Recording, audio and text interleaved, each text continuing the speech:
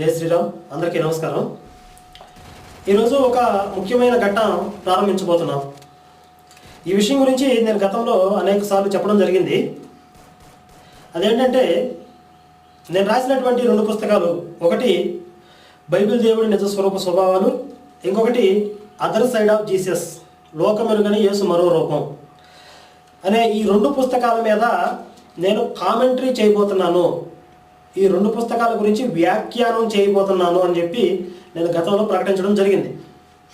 అయితే ఇప్పుడు ఏదైతే నేను ఆ వ్యాఖ్యానం చేయబోతున్నానో ఆ వీడియోలన్నింటికి, ఆ సిరీస్ అంతటికీ కూడా ఇది ఇంట్రడక్షన్ వీడియో.